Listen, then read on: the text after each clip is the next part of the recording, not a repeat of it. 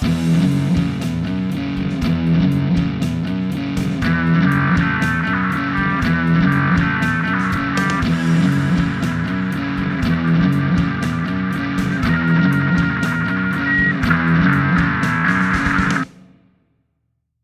everyone, I'm William. And I'm Amy. And welcome to the Fear Review. Today we're going to review Dangerous Animals. We'll give you a short synopsis, a spoiler-free review, go into a spoiler section where we talk about the movie, things that happen in it. So if you don't want to hear that, you can avoid that. And then we'll kind of give our final thoughts and let you know what we're going to do next week. So we'll get into it, and I'll give a short synopsis. This is about an American in Australia. She's on her own, and she gets abducted by, we'll say, a fisherman or a man that has a boat. And it's her trying to escape him along with some others. So I want to keep it a little bit light because there's definitely some surprises in the movie. But the movie stars Courtney, who I'm a fan of. I think he's good. But I'll start off with kind of like my initial thoughts. I thought it was pretty good. Like I said, Courtney is actually kind of a highlight for me in the movie. I think he does really well. He plays this kind of creepy character, but it's not overtly creepy. It's not like over the top, but it's just kind of like this subtle kind of, subtle's not even the way to put it. Like, it's just, there's a lot going on underneath, and it's very restrained, I think, which really, really worked well.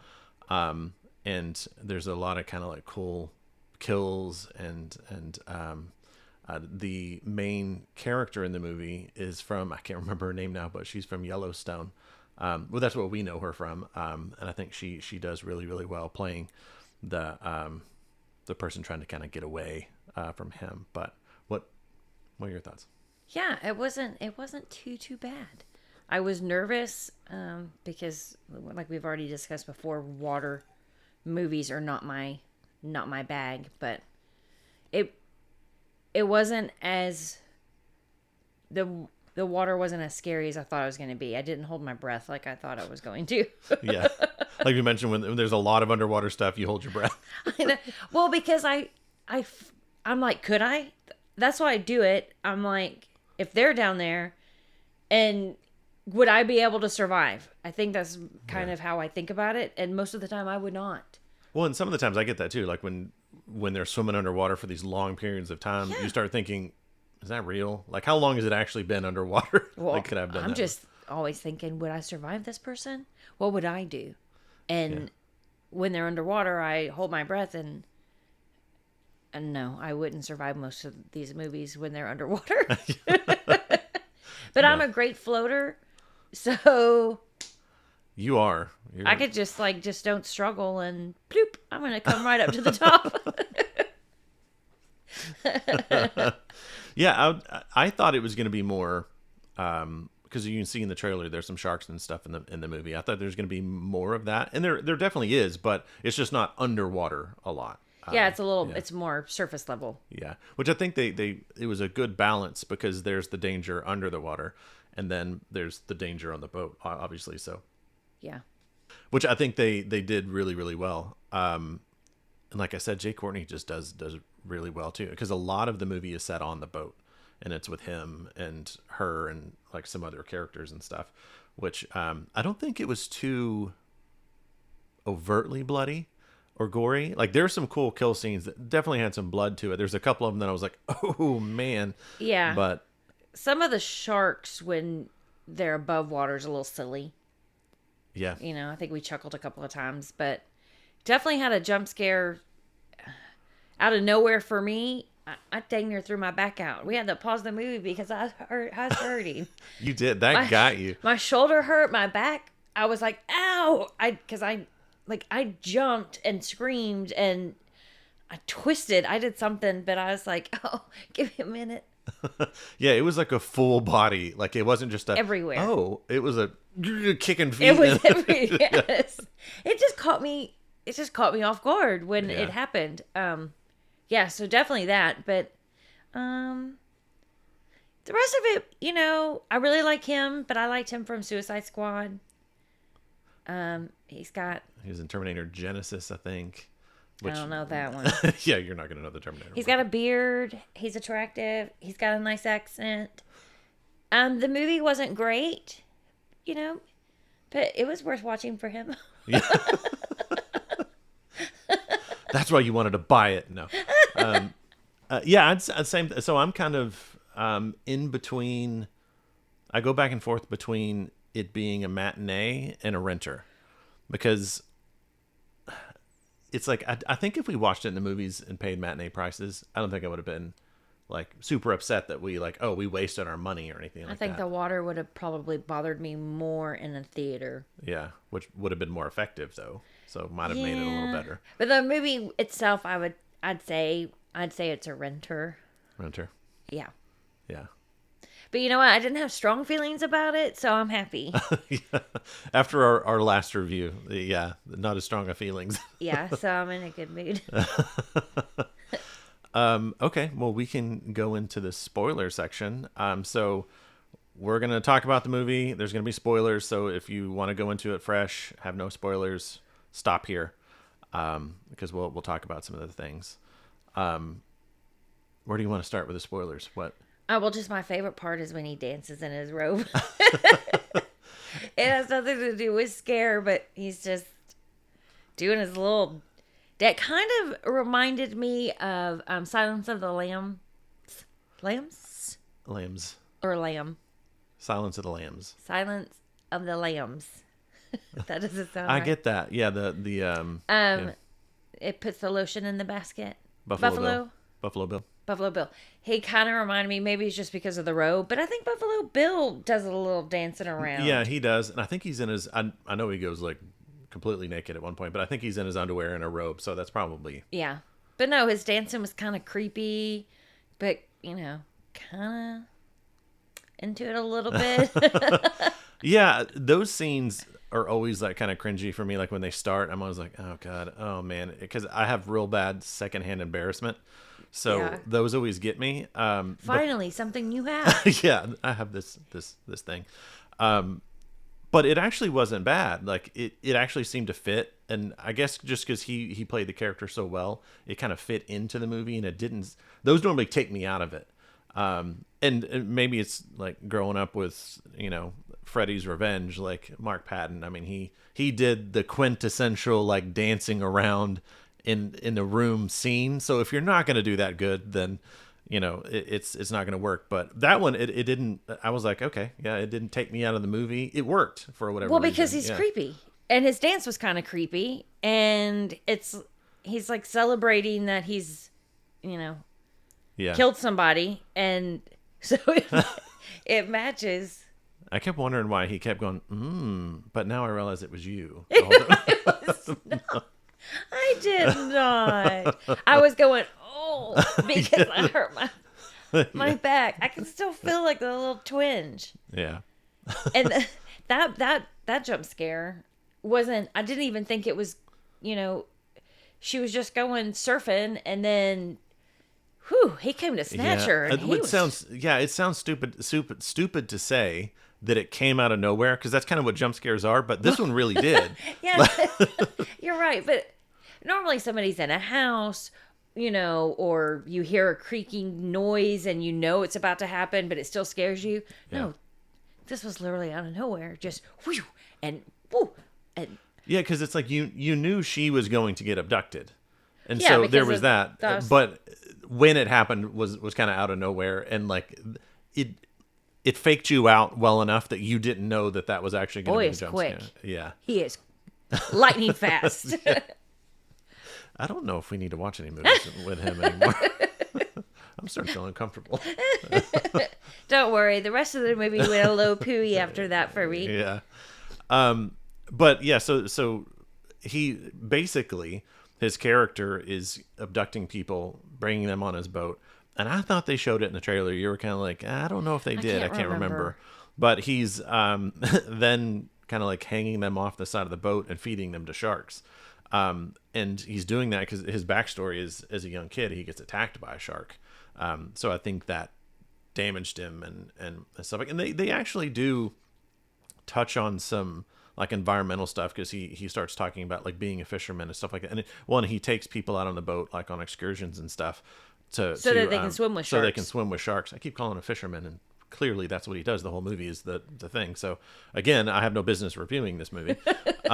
But he starts talking about throwing chum in the water so that then people can do that, and then how now sharks are associating like boats and stuff with people, and then that's being fed, and then that's causing people to get attacked, and it's this kind of vicious thing, and like how we react with the environment. But like sharks really aren't known to attack people, or that's not in their nature to attack people. But they've been kind of trained to attack people almost. See, now that scene got me when the people are going to swim with the sharks and they're in that cage and they're under the. Now that one I think I looked off because I couldn't watch it because they're underwater, trapped in a cage. No, no, under the water. No, and then with sharks, like. And I felt like the way they filmed it, and it could have just been the angles and stuff. I felt like some of those sharks, the size of them, I was like, that can fit right through that little little cage thing. They can just fly right in, fly right in. But some look right like in. Little babies. Yeah, I was like, what happened then? Yeah, so that was super creepy.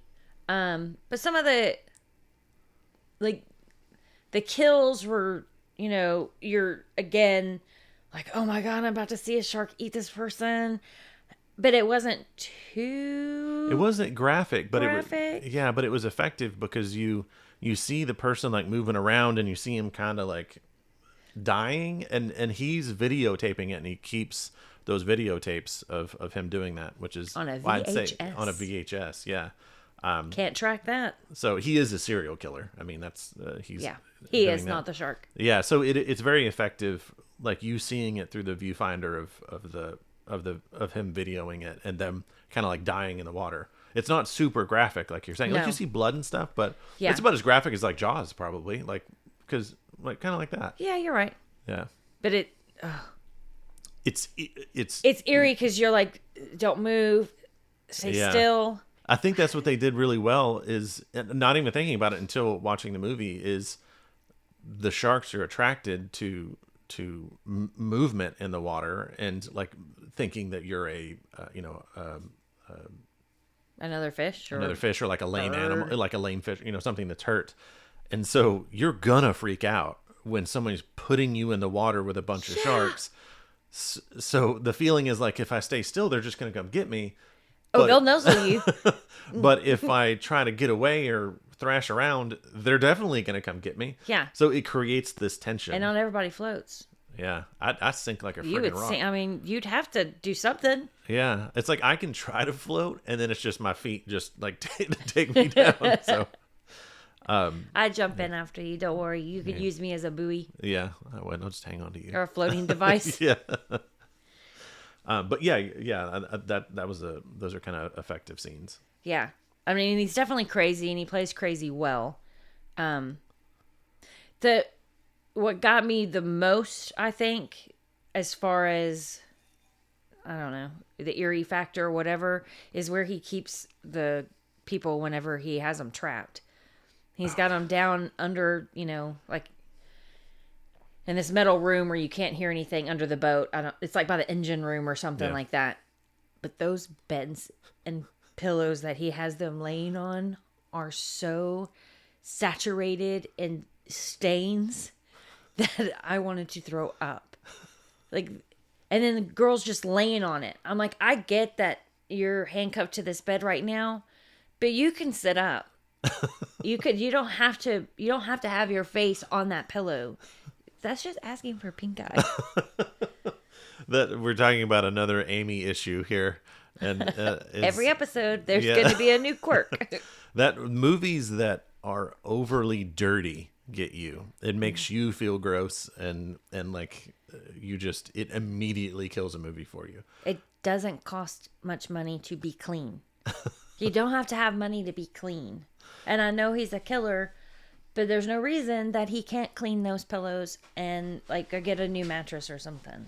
Well, he is a little insane, so he's probably not worrying about going to the laundromat to clean these sheets. I get that, but again, if I was those girls, I know you're trying to survive and you're trying to think how to escape. I wouldn't be lounging on the bed. You did say it was like you're just asking for pink eye. Really, I mean, head all in that pillow. They're probably just worrying about surviving, one, and then two, having to go to the bathroom in that bucket. Oh, that wouldn't happen either. Nope, that would be on lockdown. Nothing would be happening in a I think that would painter's go. bucket. I think that would go one of two ways in a situation like that. You're either going to be so terrified, like you're saying, where you're just in lockdown, Yes.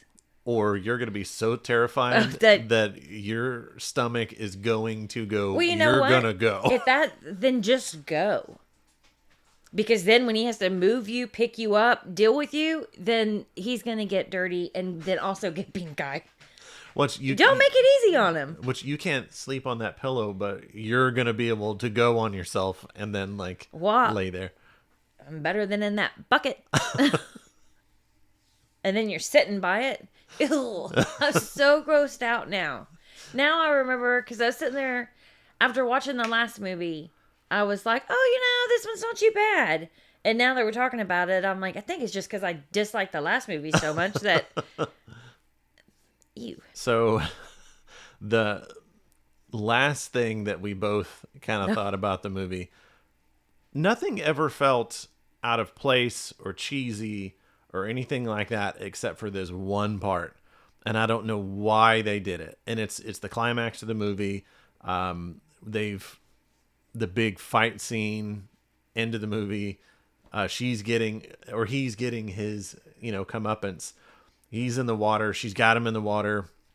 And this huge shark comes in, and he was excited because he's like, oh, I knew this was going to be a special one. So this big shark comes out and it gets him, but it does what those animal videos are showing. I think they're great whites. Some great whites do jump out of the water with their prey and land, and they do that it does that with him, and it just looks silly. Well, because they did it in slow motion. Yeah. And it in my opinion, I think what I said to you is it's like the sharks going, hey, take my picture. Yeah. And in the water. Yeah. I don't want to see a Mentos commercial. I think we said that another time. Yeah, I think we did. We love Mentos, apparently. Evidently. Yeah, that was a little silly. It was a little much. It didn't ruin the movie, but we both kind of chuckled and was like, really? They jumped the shark. They literally jumped the shark. Literally jumped the shark. Yeah, luckily they jumped the shark 2 minutes before the end of the movie. Yeah. So, but before that, when they're fighting, their fight scene, I mean, she's a fighter. She does a great job, fighting the whole time. But, I mean, even just hitting him upside the head with a pan, I think. You feel it. You're like, oh, that had to leave a mark. Yeah, and someone comes in to try to save her, and they've got it's one of those big hooks they use to hook fish, out of the water. Yeah. And he just jams it into the top of a guy's head, and it's the way they do it. It's a good kill, and you feel it. Yeah. And I can't remember, is that one where he falls down on it? Yes. Too? Yeah. Yeah.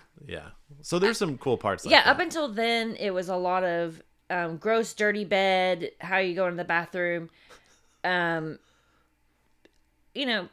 Kind of cool, killing sharks gonna eat you thing. And then it gets towards the end and it's bam, bam, bam, bam. Get you. Yeah. There was, a little bit of a kind of build up. There's not that there's nothing going on, but they save that it's very stuff. cat and mouse Towards the end, it really picks up. Yeah. So final thoughts for me, I'd say I'd recommend it. Watch it at I'd say matinee. I think it's a fun little movie to watch. I'd probably wait till it comes home, even though I do think I would have been more scared in the theater with the water. But I think you can wait until you can rent it. Yeah, if you're a big J. Courtney fan like Amy is. Plus, you might want to watch it at home, I guess, at that point. He's a little grungy in this one, but I like him. We did want to talk about our last review a little bit, just because, like we thought, we are in the minority. I It don't looks know. like for our review of weapons. I think everybody else liked it. Yeah, it seems like, and especially my friend Tim, who is I've known for 20 years, I think, at this point, and we became friends and kind of bonded over horror movies. So that's kind of how we really became friends. And we have a group chat with him and his sister that we talk every day about horror movies that we're watching. You do. I do. Sorry, not you. I'm do. not a part of this chat. Yeah, and he had texted me because he watched it the night after we did, and he had texted me shortly after, and he was like, I freaking knew you were not going to like that movie because I loved it. And so wanted to apologize to Tim. I'm sorry you have such horrible taste in movies. We wish there's something we could do, but it is what it is. Sorry, Tim. I knew they were gonna like it. I did too. Because they like Barbarian, and I know we keep comparing it to Barbarian, but Oh, the lady I worked with, she loved it, yep, and she loved Barbarian. and she loved Barbarian. So we're gonna have to discuss it with these people because we're missing something. Yeah, I immediately told him, I was like, okay, come over, let's do an episode. We'll do a fan versus fan or something like that. Yeah, I need to know because you're the only person I talk to about these movies. Except for just, do you like it? Okay. I don't discuss horror movies with people like you do. So I really am like, I need to know why people like it. Yeah. Well, I watched some reviews online and people, they're like, oh, the writing and this is brilliant. And I'm like, huh? Yeah. Can you just talk in like Normal layman's terms? What exactly did you like about it? Yeah. That's a good point. So if you did like the movie or you agreed with us, post some comments. We'd love to hear what you thought. We're obviously in the minority. Yeah. I need to know. Yeah. So I think for our next episode, we wanted to do like either Hell House or Toxic Avenger, but I don't know if either one of those are going to be playing in our area. So we may have to kind of pivot. If we can't watch those, we may do Thanksgiving, which is one of Amy's favorite horror movies of all time. So yay! she's excited. Let's do Thanksgiving. Yeah. So thanks for joining us today. Catch us next episode where we review one of those movies. Thanks for watching this episode. If you enjoyed it, hit like and subscribe. And tune in next time to The Fear Review, where the fear is family.